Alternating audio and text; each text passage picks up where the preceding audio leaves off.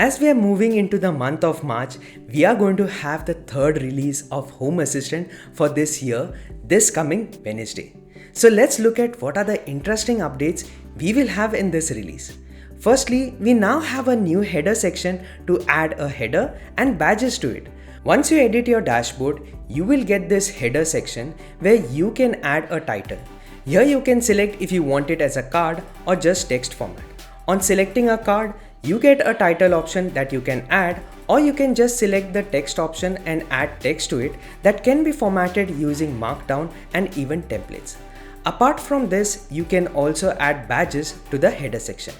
Now on editing the header section, you can define the layout of the header title and badges, that is, you can make it centered, left aligned or stacked in mobile view. You can also change the position of the badges, which can be at the top or bottom of the title. So with this, we get to personalize our dashboards with this header section.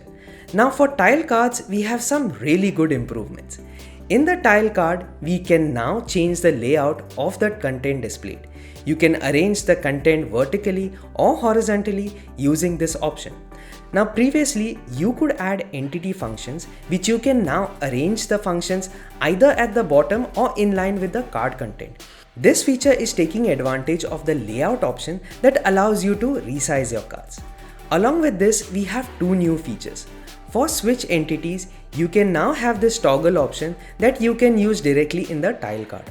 Also for counter entities, you can now directly add the controls to the card that you can increase, decrease or even reset the counter. Now apart from these, there are some subtle animation changes when you hover over the card as well as when you click on it. Another addition is that you can even interact with the tile cards by pressing the tab key on your keyboard. Next, if you have integrated any large language model based conversation agent, the output of the query only gets displayed after the entire output is generated. Now in this release, the output will be streamed while the LLM is generating the response, thereby allowing you to read the output while it is getting generated. So this can be really advantageous for locally running models on slower machines that take some time to generate the output. Now in this release, there have been some improvements in how the legends are shown under the graphs. Now if there are data points that can't be fitted properly in the UI, then these data points are going to be available under this drop-down list. Next, if you have made use of a map card and if you have many entities in the same location, then in this release, they would be grouped together, showing you a count of the entities, and you can click on it to see the various stacked entities. Apart from these, we have some new integrations in Home Assistant from our awesome community members. Among these integrations, we have Azure Storage and WebDAV integration as new backup locations that you can configure in your Home Assistant backup schedule.